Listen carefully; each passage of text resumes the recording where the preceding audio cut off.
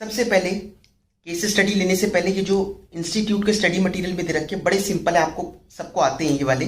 ठीक है, इसको जल्दी जल्दी डिस्कस कर लेते हैं अपने स्टडी मटेरियल के। Trade payables as per schedule 3 will include, trade payables में क्या क्या इंक्लूड होगा? Dues payable in respect of statutory obligation, जो हमारी स्टैट्यूटरी ऑब्लिगेशन है, जैसे जीएसटी की पेमेंट नहीं करी, टीडीएस की पेमेंट नहीं करी, तो वो सब के ड्यूज क्या ट्रेड पेबल में आएंगे? नहीं। ठीक है, इसको एलिमिनेट कर सकते हो। यूपीएससी एसएससी के स्टूडेंट में जब एमसीक्यू आता है वो लोग एलिमिनेशन मेथड को फॉलो करते हैं कि जो जो नहीं है एटलीस्ट उसको तो काट दो, तो आपके सही होने के चांस बढ़ जाएंगे ना। Interest accrued on trade payables, नहीं, ये भी अदर करंट लाइबिलिटी होता है। बिल्स पेबल, बिल्स पेबल होगा। बिल्स रिसीवेबल तो वैसे ही एसेट होता है, तो क्या आ गया आंसर? Bills payable. समझ में आ गई बात? Securities premium account is shown on the liability side in the balance sheet under the heading, किस हेडिंग में दिखाया जाता है? Reserves and surplus. ठीक है। Fixed assets held for cell, ये अभी सितंबर के पेपर में आके भी चुका है। Will be classified in the company's balance sheet as current asset. Held for sale, बेचने के लिए रखा है, तो करंट एसेट की डेफिनेशन में आ गया ना, जो 1 साल के अंदर अंदर कैश में कन्वर्ट हो जाएगा। ठीक है, 1 साल या फिर ऑपरेटिंग साइकिल में। Current maturities of long term debt will come under, current maturities long term debt की किस में आएगी? देखिए, करंट लाइबिलिटी तो है ही, शॉर्ट टर्म बोरिंग्स है वैसे ही। अब देखिए ये दोनों ही हैं, मतलब करंट लाइबिलिटी को भी कोई झुठला तो नहीं सकता कि करंट लाइबिलिटी क्यों नहीं कहेंगे हम इसको। एक चीज तो पता है कि लॉन्ग टर्म बोरिंग और शॉर्ट टर्म प्रोविजंस तो नहीं है। अब आप बताइए करंट लाइबिलिटी या शॉर्ट टर्म बोरिंग्स में से किसको टिक करें? ज्यादा स्पेसिफिक कौन सा है? Short term borings. Current liability तो जनरल हेड हो गया, जो मेन हेड है, उसमें तो और 4 होते हैं, short term borings, trade payables, other current liability, short term provisions, 4 होते हैं ना, तो ये तो जनरल हेड हुआ। इस वजह से क्या टिक करेंगे हम? Short term borrowings. समझ में आई बात? Declaration of dividends for past year is made after providing for depreciation of past years only, depreciation on assets for current year and arrears of depreciation of past year, और depreciation on current year only and forgoing arrears of depreciation of past year, या excluding current year depreciation. सारे depreciation हटाते हैं। हमने dividend की class concept discuss करे थे, पूरा आफ्टर प्रोवाइडिंग फॉर डेप्रिसिएशन, चाहे आप करंट ईयर का प्रॉफिट लो चाहे आप प्रीवियस ईयर के प्रॉफिट्स लो, आपको डेप्रिसिएशन वहां से हटाना है। ठीक है, डेप्रिसिएशन हटाने के बाद ही हम लोग डिविडेंड डिक्लेयर करते हैं। समझ में आ गई बात? डिविडेंड चार्ज, ये डेप्रिसिएशन चार्ज करने के बाद ही। ठीक है, आइए अब एक केस स्टडी बेस्ड क्वेश्चन करते हैं, बड़ा अच्छा क्वेश्चन है ये। Rahul limited is in the business of manufacturing electric scooters. ठीक है, इलेक्ट्रिक स्कूटर्स मैन्युफैक्चर करती है ये कंपनी, राहुल लिमिटेड के नाम से। ठीक है, the factory is located in Jodhpur, इनकी फैक्ट्री कहाँ है? जोधपुर में, राजस्थान में। And sale outlets including service centres, और बेचने के लिए जो आउटलेट है वो कहाँ पर है? नोएडा में एंड चंडीगढ़, और सर्विस सेंटर भी वहीं पर ही है, जहाँ पर बेच रहे हैं वहीं सर्विस सेंटर है। ठीक है, अभी मतलब जोधपुर में इनकी फैक्ट्री लगी हुई है और नोएडा और चंडीगढ़ में इनके सेल आउटलेट्स और सर्विस सेंटर्स हैं। ठीक है, following are the extracts from its trial balance for the year ended 31 March 2024। Extracts का मतलब क्या होता है? एक्सट्रैक्ट्स का मतलब होता है कुछ पार्ट, जरूरी नहीं है ये कंप्लीट हो। ठीक है, ट्रायल बैलेंस के कुछ पॉइंट्स आपको दे रखे हैं, पूरा ट्रायल बैलेंस उतार कर नहीं दे रखा। ठीक है, ईयर कब एंड होता है इनका? 31 मार्च 2024 को। रेवेन्यू, सेल ऑफ स्कूटर्स कितने के करे? 8,40,500 रुपए के उन्होंने स्कूटर बेचे। सर्विसेज रेंडर करी, rendering of services 30,200। Interest earn किया 9,600 का। सैंडरी इनकम है 9,600 की। ठीक है, दोनों 9,600 है। एक्सपेंसेस कितने कितने हुए उनके? जनरल एक्सपेंसेस हुए 33,500, सैलरीज हुई 3,90,000 रुपए की। अभी केवल क्वेश्चन को रीड कर रहे हैं हम। ठीक है, क्या करना है वो बाद में देखेंगे। सैलरी दी 3,90,000 रुपए, ब्रैकेट में लिख दिया 13 महीने। सैलरी कितने महीने की दी इन्होंने? 13 महीने की। डेप्रिसिएशन प्रोवाइड करा साल भर में 24,300 का। रेंट दिया 44,000, लेकिन ब्रैकेट में लिखा 11 महीने का ही रेंट पे किया है। ठीक है, एंड इंटरेस्ट पे करा इन्होंने 19,610 रुपए। समझ में आ गई बात? असेट्स, असेट्स क्या क्या है इनके पास? तो पहले रेवेन्यू बताया, फिर खर्चे के कुछ पॉइंट्स दिए, फिर असेट्स के पॉइंट दे रहा है। कहते हैं प्लांट एंड मशीनरी है 2,40,600 की, बिल्डिंग है 3,20,100 रुपए की, बोथ एट बुक वैल्यू। ये बुक वैल्यू पे गिवन है। बुक वैल्यू मतलब कॉस्ट लेस डेप्रीसिएशन, मतलब कॉस्ट में आज तक का सारा डेप्रीसिएशन माइनस कर देंगे तो बुक वैल्यू आएगी। बुक वैल्यू मतलब बुक्स में आज इसकी वैल्यू इतनी है, ठीक है। बुक वैल्यू बदलेगी, आज कुछ और होगी, 6 महीने बाद कुछ और होगी, क्योंकि डेप्रीसिएशन लगता रहेगा, ठीक है, लेकिन कॉस्ट तो सेम रहती है एसेट की। तो बुक वैल्यू मतलब बुक्स में उसकी आज वैल्यू इतनी है। स्टॉक 1 अप्रैल 2023 और 31 मार्च 2024, मतलब ओपनिंग स्टॉक और क्लोजिंग स्टॉक गिवन है। Raw material WIP finished goods, ठीक है, तो कोई बहुत बड़ी चीज नहीं है। रॉ मटेरियल का WIP का फिनिश्ड गुड का ये स्टॉक दे रखा है। लाइबिलिटीज, लाइबिलिटी में पहला पॉइंट दिया, डिबेंचर्स इशू करे थे 2022 में, appear set rupees 1,10,600 on closing date. अच्छा, डिबेंचर्स इन्होंने 2022 में इशू करे थे जो 1,10,600 के अपीयर कर रहे हैं क्लोजिंग डेट पे। क्लोजिंग डेट मतलब 31 मार्च 2024 को। It would be redeemed after 5 years, ये 5 साल बाद रिडीम होंगे। Working capital loan taken on 1 अगस्त 2023, 1 अगस्त 2023 अपना साल है 1 अप्रैल से लेकर 31 मार्च। ये देखो यहाँ गिवन है ना, 1 अप्रैल 2023 से 31 मार्च 2024 का साल है, तो 1 अगस्त 2023 हाँ इसी साल में पड़ता है जिस साल की हम बुक्स देख रहे हैं, ठीक है। वर्किंग कैपिटल लोन लिया था इन्होंने 1 अगस्त 2023 को, लेकिन जो ऊपर डिवेंचर इशू करे थे ना वो पुराने, वो 2022 से चलते आ रहे हैं। तो वर्किंग कैपिटल लोन कब रीपे करना है? टू बी रीपेड ऑन 1 अगस्त 2024, मतलब 1 साल बाद रीपे होगा। ये कितने के? 70,000 रुपए का, ठीक है। वर्किंग कैपिटल के लोन, वर्किंग कैपिटल लोन वैसे भी शॉर्ट टर्म लोन ही होता है, तो शॉर्ट टर्म लोन है तो 1 साल के अंदर पे हो जाएगा। Term loan taken from bank in the beginning of year worth rupees 3 lakh रुपए, 3 लाख रुपए का लोन लिया है साल के शुरू में, ठीक है। टर्म लोन है, टर्म लोन मतलब लॉन्ग टर्म लोन्स होते हैं, ये कोई प्लांट एंड मशीनरी वगैरह खरीदने के लिए लिया हो, ठीक है। It would be repaid annually in 6 equal instalments, annually pay होगा ये 6 इक्वल इंस्टॉलमेंट्स में 6 बार करके। अब 3 लाख को 6 बार करके करेंगे तो कितना हो गया? 50,000 रुपये साल का हो गया। स्टार्टिंग फ्रॉम 1 अप्रैल 2024, पहली इंस्टॉलमेंट कब जाएगी? अगले साल के पहली तारीख को, 1 अप्रैल 2024, क्योंकि हमने 1 अप्रैल 23 को तो लोन ही लिया है। अगली इंस्टॉलमेंट मतलब पहली जाएगी 1 अप्रैल 24, फिर 1 अप्रैल 25, ऐसे करके 6 इंस्टॉलमेंट में ये लोग पेमेंट करेंगे, ठीक है। You are required to answer the following questions considering the requirements of schedule 3 of companies act 2030। Schedule 3 के हिसाब से हमारे को, मतलब शेड्यूल 3 को फॉलो करते हुए बताना है कि इनके आंसर क्या होंगे। आइए शुरू करते हैं। Revenue from operations to be recognised in statement of P&L is, पहला कहता है रेवेन्यू फ्रॉम ऑपरेशंस कितना होगा जो P&L में हम लेकर जाएंगे। आपको P&L का फॉर्मेट ऑलरेडी हमने डिस्कस करा है। सबसे पहला ही पॉइंट क्या आता है? Revenue from operations. कहता है कितना अमाउंट होगा? 4 अमाउंट गिवन है, 840,500, 870, 8,80,000, 8,89,900। देखिए रेवेन्यू का पॉइंट ये दे रखा है, स्कूटर की सेल हुई 8,40,500, एक पॉइंट तो इन्होंने एक जो वो दिया हुआ है ऑप्शन, वो 8,40,500 भी दिया हुआ है। रेंडरिंग ऑफ सर्विस इतनी करी, इंटरेस्ट इतना, सन्ड्री इनकम। देखिए मैं कहूंगा कि आंसर सुनने से बढ़िया है आप वीडियो को पॉज करके एक बार खुद सोचो कि इसका आंसर क्या होना चाहिए, ठीक है, क्योंकि आपको केवल सुनना नहीं है, आपको समझना भी है। इस तरीके का क्वेश्चन अगर पेपर में आता है तो, ठीक है, तो बेटर होगा कि आप एक बार खुद दिमाग लगाओ, फिर उसके बाद ये वीडियो सुनो।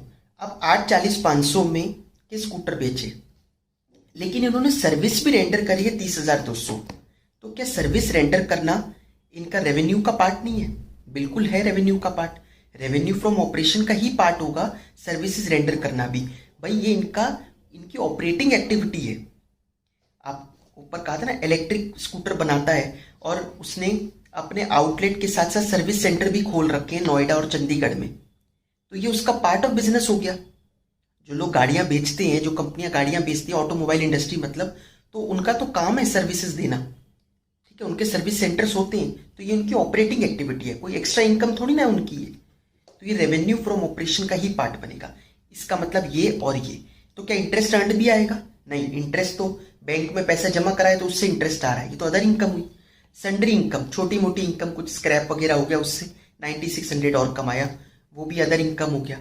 तो तो क्या करेंगे हम, मतलब 840,500 प्लस 30,200, अमाउंट आ गया 870,700, 8,70,700, मतलब इसका बी ऑप्शन करेक्ट है। समझ में आई बात आप लोगों को? ठीक है। नेक्स्ट कहता है change in inventories to be recognised in statement of P and L. वो एक्सपेंसेस में जब हम जाते हैं तो सबसे पहले क्या आता है, कॉस्ट ऑफ मटेरियल कंज्यूम, फिर क्या आता है, purchases of stock in trade, तीसरे नंबर पे आता है चेंजेस इन इन्वेंट्रीज। ये पूछता है चेंजेस इन इन्वेंट्रीज। अगर आपने इससे पहले वाली जस्ट वीडियो देखी है मेरी, जो क्लास 7 थी, तो उसमें मैंने जो क्वेश्चन करवाया, आरटीपी का एक क्वेश्चन हमने डिस्कस करा है, उस क्वेश्चन में अगर वो क्वेश्चन आपने करके देखा है तो ये आंसर आप इजीली कर दोगे, चेंज इन इन्वेंट्रीज का आंसर क्या आएगा। अब change in inventories opening stock minus closing stock होता है। आपको ये सेकंड पॉइंट में ओपनिंग स्टॉक दे रखे हैं 1 अप्रैल 2023, 31 मार्च 2024, ये तीनों figures raw material, WIP, finished good की गिवन है। क्या करें, एक तो सबसे बड़ी बात याद रखना, ओपनिंग माइनस क्लोजिंग है, क्लोजिंग माइनस ओपनिंग नहीं है। ठीक है, क्या हम तीनों का ओपनिंग माइनस क्लोजिंग करके निकाल दें, रॉ मटेरियल का भी, WIP का भी, फिनिश्ड गुड्स का भी? वो बिल्कुल गलत हो जाएगा। क्यों गलत हो जाएगा? आपको मैंने बताया था मैन्युफैक्चरिंग कंपनी का केस। मैन्युफैक्चरिंग कंपनीज में 3 तरीके का स्टॉक होता है, raw material, WIP, finished good. लेकिन जब हम एक्सपेंसेस में जाते हैं तो सबसे पहला पॉइंट आता है कॉस्ट ऑफ मटेरियल कंज्यूम, जिसका अपना फॉर्मूला क्या है, opening stock of raw material plus purchases of raw material minus closing stock of raw material. उसके बाद जो परचेजेस आता है वो परचेजेस आएगा ही नहीं। वो जो सेकंड लाइन आइटम है purchases of stock in trade, वो मैन्युफैक्चरिंग कंपनी के लिए में आएगा नहीं ना, क्योंकि रॉ मटेरियल खरीदती है वो, तो रॉ मटेरियल ऊपर आ गया कॉस्ट ऑफ मटेरियल कंज्यूम में। फिर आएगा चेंज इन इन्वेंट्रीज ऑफ, क्या क्या होता है, WIP, फिनिश्ड गुड एंड वो ट्रेडिंग के लिए हो गया स्टॉक इन ट्रेड। इनके यहाँ स्टॉक इन ट्रेड तो होगा नहीं, स्टॉक इन ट्रेड मतलब खरीदा और बेचा। तो चेंज इन इन्वेंट्रीज किस किस का लेना है, WIP का और फिनिश्ड गुड का। रॉ मटेरियल का बिल्कुल मत लेना, रॉ मटेरियल का तो ऊपर कॉस्ट ऑफ मटेरियल कंज्यूम में ऑलरेडी आ चुका है। ठीक है, ये मैंने पहले भी डिस्कस करा है। तो हमें क्या क्या लेना है, केवल WIP और फिनिश्ड गुड्स। तो देखते हैं WIP का कितना बन रहा है, 13,280 माइनस 11,190, तो ये 2090 पॉजिटिव आ गया। फिनिश्ड गुड्स का 70560 माइनस 81750, ठीक है, ये माइनस में आ गया 11,190, तो ये माइनस में और ऊपर प्लस में, तो नेट करके आया 9100 माइनस के। तो चेंज इन इन्वेंट्रीज कितना हुआ, माइनस के 9100। ये वाला ऑप्शन हो गया। समझ में आई बात आप लोगों को? ये other current liabilities to be recognised in balance sheet, जो इन्फॉर्मेशन हमारे को गिवन है उसके हिसाब से कह रहा है कोई अदर करंट लाइबिलिटी है क्या जो रिकॉग्नाइज करनी है, और है तो क्या है उसका अमाउंट, 27,600 है, 30,000 है, 1,000 है या 4,000 है। अदर करंट लाइबिलिटीज क्या होती है, अदर करंट लाइबिलिटीज? ठीक है, जो देखिए करंट लाइबिलिटी में short term borrowing, trade payable, other current liability, short term provisions आते हैं। तो जो उन तीनों में नहीं गए वो अदर करंट लाइबिलिटी में आते हैं। जैसे मैंने एग्जांपल दिया था आपको, आउटस्टैंडिंग एक्सपेंसेस, ठीक है, इनकम रिसीव्ड इन एडवांस, ये सब मैंने आपको बताए थे, वो अदर करंट लाइबिलिटी में आते हैं। तो कोई आपको दिख रहा है यहां पर जो जाता हो कहीं अदर करंट लाइबिलिटी में, जितने भी हमने पॉइंट्स पढ़े? तो लाइबिलिटी एक्सपेंसेस से बनेगी, इनकम से तो बनेगी नहीं, है ना, एक्सपेंसेस से, क्योंकि इनकम में तो ऐसा कुछ दे ही नहीं रखा। अब एक्सपेंसेस में सैलरी गिवन थी 13 महीने की और रेंट गिवन था 11 महीने का, तो सैलरी तो ज्यादा ही दी है इन्होंने, कोई लाइबिलिटी थोड़ी ना है, ज्यादा ही पे करा 13 महीने का। लेकिन रेंट जो पे करा वो केवल 11 महीने का पे करा, 1 महीने का भी पेंडिंग है, वो क्या हो गया, आउटस्टैंडिंग रेंट। आउटस्टैंडिंग रेंट कहाँ जाता है, अदर करंट लाइबिलिटीज में। समझ में आई बात? कैसे निकालोगे, 44,000 अगर 11 महीने का है तो डिवाइड कर लो, हर महीने का आ गया, मतलब हर महीने का आ रहा है 4,000 रुपये, तो 4,000 रुपये आउटस्टैंडिंग रेंट है, वो अदर करंट लाइबिलिटी में जाना चाहिए। ऑप्शन है ये रहा डी, 4,000 रुपये। आई होप आप लोगों को ये क्लियर हो रहा होगा। फिर कहता है short term loans and advances, current assets में CIT CSO मैंने आपको याद करवाया है, ठीक है, to be recognised in balance sheet is, short term loans and advances कितना दिखाना है, कोई हमने शॉर्ट पीरियड के लिए कोई लोन या एडवांस दे रखा हो, तो आपने क्वेश्चन पूरा पढ़ा, कहीं था लाइबिलिटी में पढ़ ली, असेट पढ़ ली, रेवेन्यू में भी कुछ नहीं था, एक्सपेंसेस में फिर वही बात, सैलरी 13 महीने की पे करी, 1 महीने की एक्स्ट्रा पे करी, एडवांस में पे करी, तो ये आएगा short term loans and advances. तो 3,90,000 डिवाइडेड बाय 13 कर दो, तो ये आ गया 30,000 रुपये, 30,000 रुपये एक्स्ट्रा पेड है, तो ये हो गया short term loans and advances. आई बात समझ में? Next, short term borrowings to be recognised in balance sheet is, short term borrowings कितना आएगा बैलेंस शीट में? देखिए, लाइबिलिटीज आपको गिवन है ये 3, एक डिबेंचर है जो पुराने चलते आ रहे हैं। अच्छा, अब ये जो डिबेंचर पुराने चलते आ रहे हैं ये कब रिडीम होंगे? ये कहते हैं 5 साल बाद होंगे, ये तो शॉर्ट टर्म बोरिंग नहीं हो सकती। दूसरा कहते हैं वर्किंग कैपिटल लोन लिया 1 अगस्त 2023 को, जो रीपे करना है 1 अगस्त 2024 को, 1 साल के अंदर अंदर रीपे हो जाएगा। और वैसे भी वो तो हम बैलेंस शीट से देखते हैं, 1 अगस्त से नहीं देखना। बैलेंस शीट जब बना रहे हैं 31 मार्च 2024 की बैलेंस शीट बना रहे हैं, तो वो तो अगले दिन ही पे होना है 1 अप्रैल 2024 को, तो 1 साल के अंदर अंदर पे होना है 70,000 रुपये का। तो ये 70,000 क्या हो गया? शॉर्ट टर्म बोरिंग हो गई। क्या केवल 70,000 रुपये होगी? नहीं, दिमाग लगाओ आप, याद होगा आपको, टर्म लोन है ये। अब टर्म लोन 3 लाख रुपए का इन्होंने लिया, जिसको 6 इक्वल इंस्टॉलमेंट्स में पे करेंगे, मतलब 3 लाख डिवाइडेड बाय 6, हर साल 50,000 रुपए देंगे, तो अगले साल 50,000 रुपए जाएगा। इसको बोलते हैं current maturities of long term loan, है ना। तो ये लॉन्ग टर्म लोन की करंट मेच्योरिटीज है जो अगले साल ही 1 साल के अंदर अंदर पे हो जाएगी। तो ये 50,000 रुपए क्या हुआ? करंट लाइबिलिटी हुआ, शॉर्ट टर्म बोरिंग्स हुआ, ठीक है। बाकी जो बचा 2.5 लाख रुपए वो तो लॉन्ग टर्म बोरिंग ही है। तो 50,000 ये और 70,000 ये, 1,20,000 रुपये हो गया, ठीक है। ये चला जाएगा शॉर्ट टर्म बोरिंग्स 1,20,000 रुपये। समझ में आई बात? इंपॉर्टेंट था ये। Property plant and equipment to be recognised in balance sheet is, property plant and equipment कितना रिकॉग्नाइज करना है बैलेंस शीट में? तो ये देखिए, असेट साइड पे प्लांट एंड मशीनरी गिवन है, बिल्डिंग गिवन है, दोनों ही प्रॉपर्टी प्लांट एंड मशीन उसमें आते हैं इक्विपमेंट में। तो 2,40,600 और 3,20,100। अब ऊपर डेप्रीसिएशन गिवन है 24,300 रुपये। कई लोग गलती से ये भी माइनस कर लेते हैं, बिल्कुल भी नहीं करना। 2 हिंट आपको क्वेश्चन ने ऑलरेडी दिए। क्या हिंट दिए? सबसे पहले तो क्वेश्चन का following are the extracts from its trial balance. ये डेप्रीसिएशन ट्रायल बैलेंस में आ रहा है। ट्रायल बैलेंस में आने का मतलब इसकी एंट्री ऑलरेडी पास हो चुकी, depreciation account debit to asset account, ठीक है। दूसरा हिंट आपको क्वेश्चन ने खुद कहा कि बोथ एट बुक वैल्यू, ये बुक वैल्यू पर है, डेप्रीसिएशन इसमें ऑलरेडी माइनस हुआ है, ठीक है। तो आपको माइनस नहीं करना डेप्रीसिएशन। तो 2,40,600 प्लस 3,20,100 रुपये, ये आ गया 5,60,700। ये है कोई ऑप्शन? 5,60,700 property plant equipment. समझ में आई बात? तो पहला एमसीक्यू है, interest received by the bank of Maharashtra is, bank of Maharashtra जो इंटरेस्ट रिसीव कर रहा है वो उनके लिए इन्वेस्टिंग, ऑपरेटिंग, फाइनेंसिंग या नॉन कैश क्या आइटम होगी? देखिए, हमने डिस्कस करा हुआ है जितने भी फाइनेंशियल एंटरप्राइजेज हैं, ठीक है, जिनका काम ही क्या होता है, लोगों से पैसा लेना और उस पैसे को लगाना। लगाएंगे कहां पर? या तो दूसरे लोगों को लोन देंगे या कहीं पर इन्वेस्ट करेंगे। अब कोई जबरदस्ती तो किसी को लोन देंगे नहीं, बच गया पैसा वो इन्वेस्ट कर देंगे। तो इसका मतलब interest paid, dividend receive, interest received, ये तीनों एक्टिविटी क्या होती है? ऑपरेटिंग एक्टिविटी कहलाती है किसी भी फाइनेंशियल एंटरप्राइज के लिए। एक बच गया, कौन सा? Dividend paid. हाँ, डिविडेंड पेड कौन सी एक्टिविटी होती है? वो इनके लिए भी फाइनेंसिंग एक्टिविटी होती है, ठीक है। तो interest receive by bank of Maharashtra financial enterprise है, तो इसके लिए कौन सी एक्टिविटी हो गई? Operating activity. समझ में आया आपको? Next, match the following, particulars दे रखे हैं activity, rent paid, rent received, interest paid और कैश डिपॉजिटेड इन बैंक। वैसे अगर नहीं बता रखा हो फाइनेंशियल है या नॉन फाइनेंशियल, तो आप नॉर्मल कंपनी मानोगे, मतलब नॉन फाइनेंशियल एंटरप्राइज। ये एक्टिविटी इस तरीके के एमसीक्यू आ सकते हैं, जैसे आपको 4 ऑप्शन में 4 अलग अलग मैच कर दे दे कि जैसे फर्स्ट वाले का सामने ऑपरेटिंग लिख दे, उसके आगे नेक्स्ट वाले के आगे फाइनेंसिंग, अगले में फिर कुछ चेंज करके लिख दे, तो ऐसे 4 ऑप्शंस करके आ सकते हैं। तो अगर ये आता है rent paid, rent received, interest paid, cash deposited in bank, सामने एक्टिविटी क्या क्या है? फाइनेंसिंग, ऑपरेटिंग, नॉन कैश और इन्वेस्टिंग।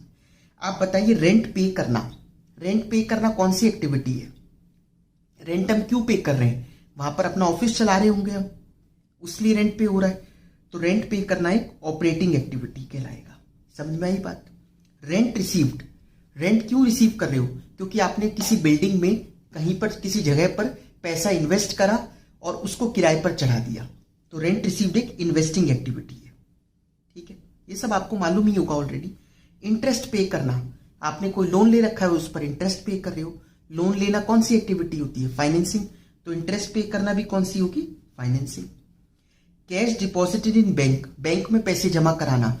एक कैश इन कैश इक्विवेलेंट कम हो रहा है, दूसरा कैश इन कैश इक्विवेलेंट बढ़ रहा है, तो ये तो नो कैश मतलब नो फ्लो हो गया। ठीक है, इसमें कोई फ्लो नहीं हो रहा, तो ये क्या होगा? Non cash. समझ में आई बात? Payment of capital gain tax on sale of asset is, कौन सा टैक्स की पेमेंट हो रही है? सेल ऑफ असेट, असेट बेचा है उससे रिलेटेड टैक्स है। देखिए नॉर्मली अगर कोई पूछे टैक्स पेड क्या है, कौन सी एक्टिविटी है, तो ऑपरेटिंग है। Tax paid is an operating activity. लेकिन ये कौन सा टैक्स हुआ? जो असेट बेचने पर लग रहा है। तो असेट बेचने पर जो टैक्स लगेगा, असेट बेचना कौन सी एक्टिविटी है? Investing activity. तो उस पर टैक्स जो लग रहा है वो भी कौन सी होगी? Investing activity. समझ में आया? ऐसे पहले ना एक डिविडेंड डिस्ट्रीब्यूशन टैक्स होता था। ठीक है, पहले लगता था जब कंपनी डिविडेंड बांटती है तो उस पर डिविडेंड डिस्ट्रीब्यूशन टैक्स पे करती थी। अब तो वो डिविडेंड जिसको मिल रहा है उसी की इनकम में ऐड हो जाता है, वो देता है टैक्स। लेकिन पहले डीडीटी टैक्स लगता था। ये टैक्स कौन सा हो गया फिर? ये फाइनेंसिंग एक्टिविटी में आएगा, डिविडेंड डिस्ट्रीब्यूशन टैक्स। समझ में आ गया? तो कौन सी एक्टिविटी से रिलेटेड है ये भी देखना होता है। कहां पर आएगा ये? इन्वेस्टिंग एक्टिविटी कहलाएगा। आया समझ में? फोर्थ क्वेश्चन देखिए, treatment of depreciation charge during the year as per direct method of calculating operating activities is. ये कह रहा है depreciation charge during the year, जितना भी depreciation during the year charge करा उसका क्या ट्रीटमेंट होगा कैश फ्लो स्टेटमेंट में जब आप ऑपरेटिंग एक्टिविटीज निकाल रहे हो? कौन सा मेथड फॉलो कर रहे हो? Direct method. तो बताइए डेप्रिसिएशन का क्या करते हैं? क्या ऑप्शंस हैं? कहता है ऐड करते हैं, दूसरा कहता है डिडक्ट करते हैं, तीसरा कहता है फर्स्टली एडिड, पहले ऐड करके बाद में डिडक्ट करते हैं, या कोई ट्रीटमेंट नहीं करते। अब देखिए गलती से हो सकता है आप डेप्रिसिएशन कहो कि ये तो ऐड सेकंड स्टेप में add non cash items such as depreciation written off, तो ऐड कर दोगे गलती से। ध्यान से पढ़ो क्वेश्चन, डायरेक्ट मेथड लिखा है। डायरेक्ट मेथड में तो नो ट्रीटमेंट होता है, वो तो इनडायरेक्ट मेथड में करते हैं हम डेप्रिसिएशन ऐड। समझ में आई बात? Fifth question, DOMS India is in the business of manufacturing stationery items, case based question है ये।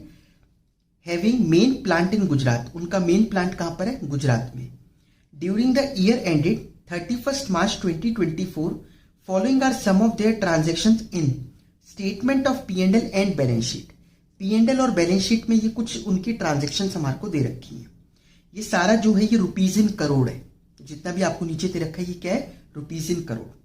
कहता है as per the statement of P&L sale की गुड्स हुई 50 करोड़ की, रेंट रिसीव्ड ₹5। अब मैं ₹5 बोल दूं ना, बार बार करोड़ नहीं बोलूंगा। कमीशन अर्न ₹6, सैलरीज इंकर हुई 12 रुपए की, इंटरेस्ट एक्सपेंस 3 रुपए, other expenses 18 including purchases.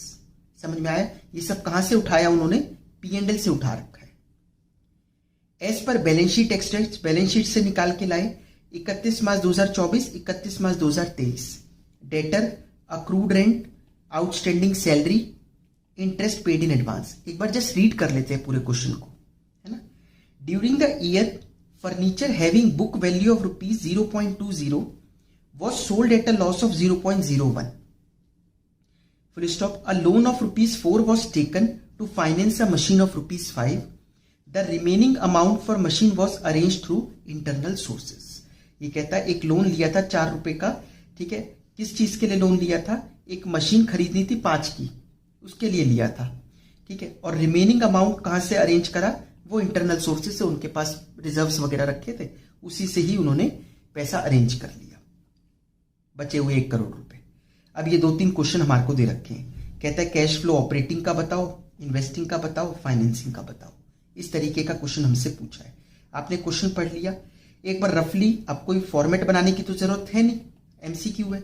Operating, investing, financing. एक काम करेंगे, जो जो दिखती जाएगी वो इसमें लिखते जाएंगे।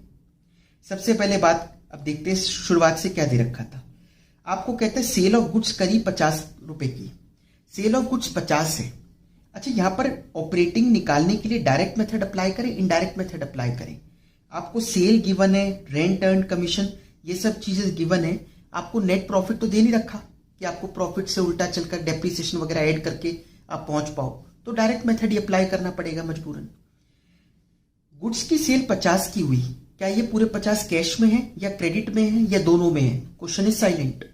लेकिन क्वेश्चन ने नीचे आपको डेटर्स दिए, डेटर्स दिए तो हिंट मिल गया, ये क्रेडिट सेल है।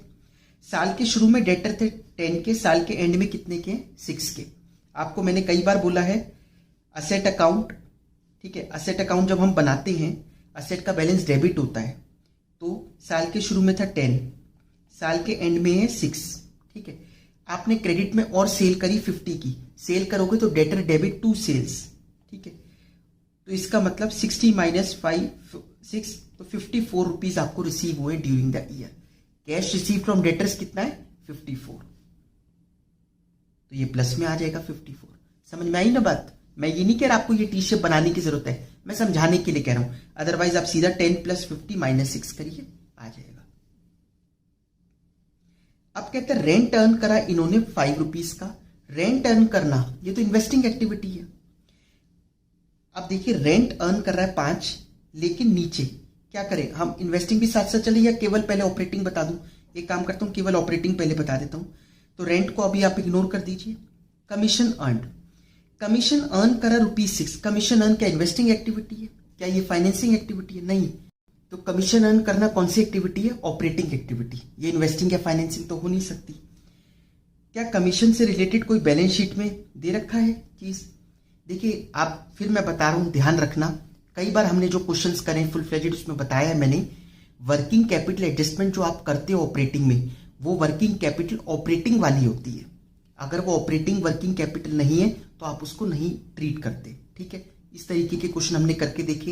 एक क्वेश्चन में आया था creditors for equipment, but equipment तो फिक्स्ड एसेट है, तो उसके क्रेडिटर्स को वर्किंग कैपिटल एडजस्टमेंट में नहीं लेते हम, ठीक है। ध्यान रखना आप लोग, जिसने मेरी क्लासेस पुरानी देखी उन्हें पता है। तो कमीशन अर्न करा और तो कुछ दे नहीं रखा कमीशन से रिलेटेड, तो इसका मतलब पूरा पैसा रिसीव हो गया होगा। तो ये क्या है? 6 रुपीज ऑपरेटिंग में लिख दिया। और कुछ ऑपरेटिंग से रिलेटेड दे रखा है? हाँ, खर्चों पे चलते हैं। सैलरी इंकर करी इन्होंने 12 रुपए की, लेकिन नीचे आउटस्टैंडिंग सैलरी दे रखी है 3 और 2 रुपए, ठीक है।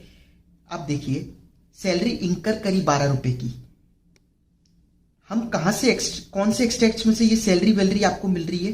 ये मिल रही है हमारे को P&L की आइटम। ये सब P&L में दे रखा है, ऊपर देखो लिखा ना स्टेटमेंट ऑफ P&L। P&L में तो अक्रूवल बेसिस पर जाता है। इसका मतलब इस साल खर्चा बुक कितना हुआ? 12 रुपए का। ऐसा हो सकता है ये हमने पूरा 12 ना पे कराओ, थोड़ा कम पे कराओ या थोड़ा ज्यादा पे कराओ, ठीक है। बट क्योंकि अक्रूवल बेसिस पूरे साल का 12 रुपए का खर्चा है, 1 रुपए पर मंथ का, इसलिए 12 लिखा है यहां पर, ठीक है। इसका मतलब ये नहीं है कि पूरी पेमेंट हो गई, कम भी हो सकती है ज्यादा भी। क्वेश्चन खुद बता रहा है यहां पर आउटस्टैंडिंग सैलरी है, इसका मतलब कम पेमेंट हुई है। साल के शुरू में 2 थी, साल के एंड में 3 है। आउटस्टैंडिंग सैलरी असेट है या लाइबिलिटी? लाइबिलिटी है। लाइबिलिटी का बैलेंस क्रेडिट होता है, तो साल के शुरू में 2 था, साल के एंड में 3 है।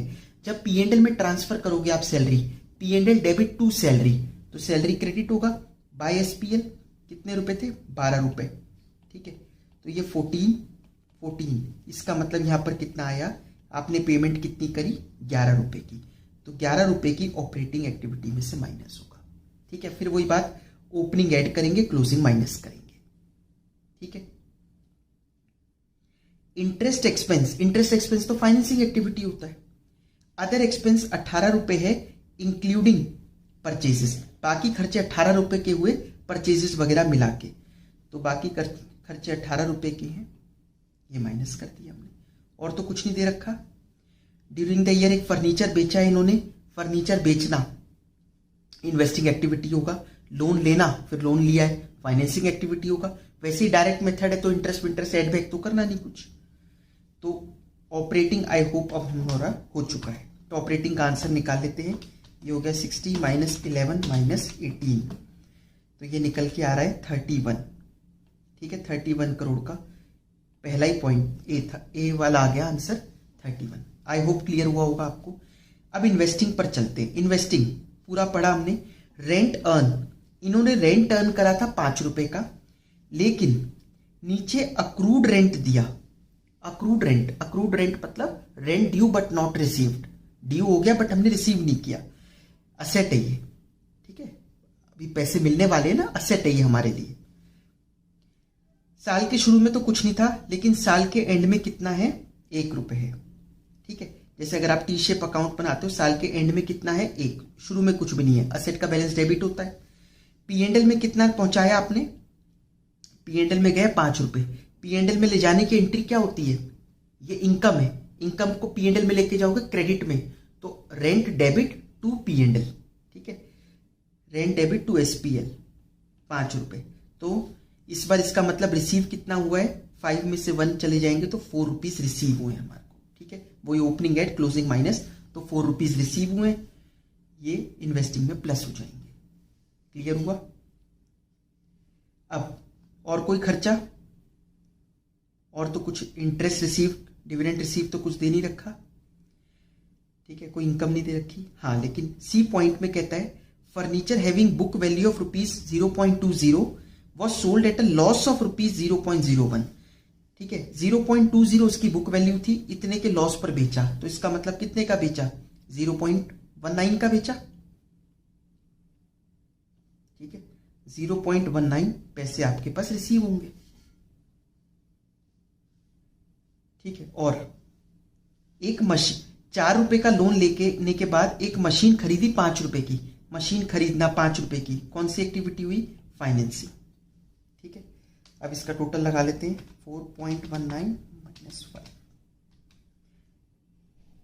तो ये आ गया -0.81।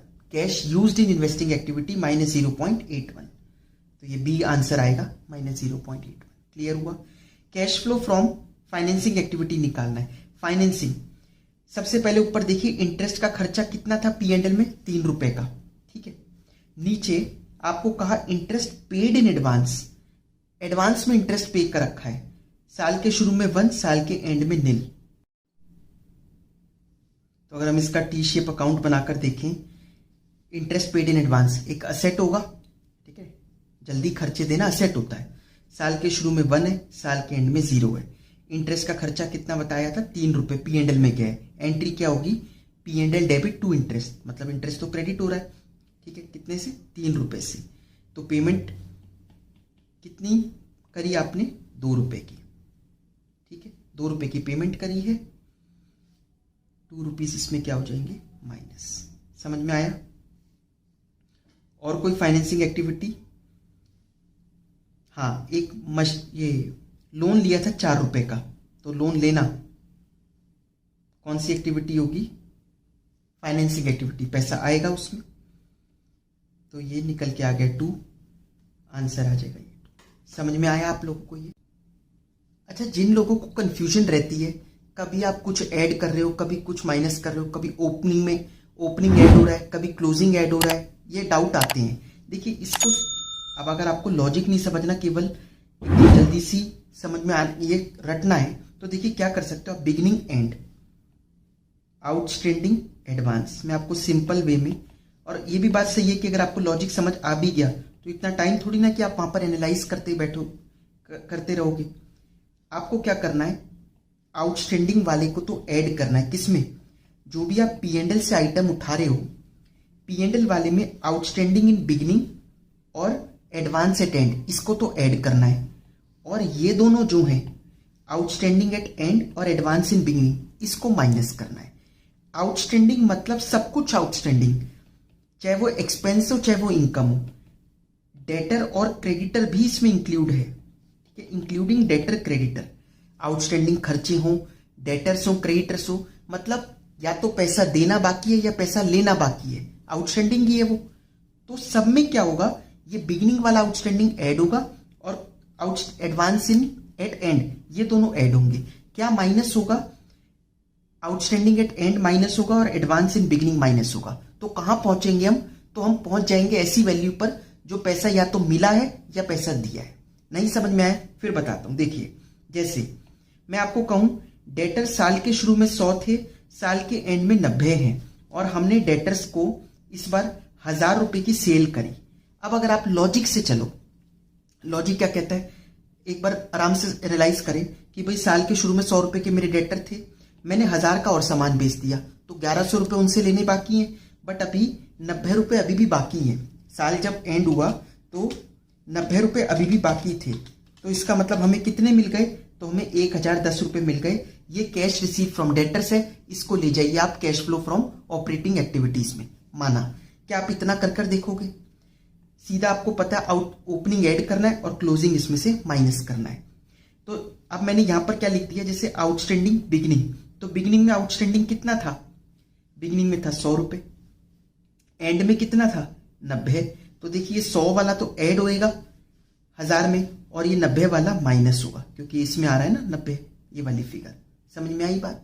और ये एडवांस के लिए जब प्रीपेड एक्सपेंसेस वगैरह, क्योंकि इसमें क्या है ना, ये देखिए इंटरेस्ट पेड इन एडवांस, इसमें बदल गया। तो इसमें कई बार कहते हैं कभी आप ओपनिंग वाला ऐड करते हो, कभी आप क्लोजिंग वाला ऐड करते हो, समझ में नहीं आता हमारे को, तो अब समझ में आ जाएगा।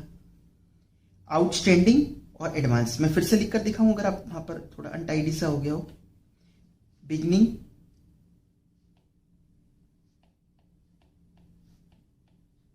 मैं आपको ये कह रहा हूं कि ये दोनों तो फिगर्स ऐड होती हैं पी एंड एल वाले में, और ये दोनों फिगर्स माइनस होती है पी एंड एल वाले में, जिससे हम कहां पहुंच जाते हैं कि कितना अमाउंट रिसीव हुआ या कितना अमाउंट पे करा। यही कैश फ्लो के लिए हमें चाहिए होता है। समझ में आ गई।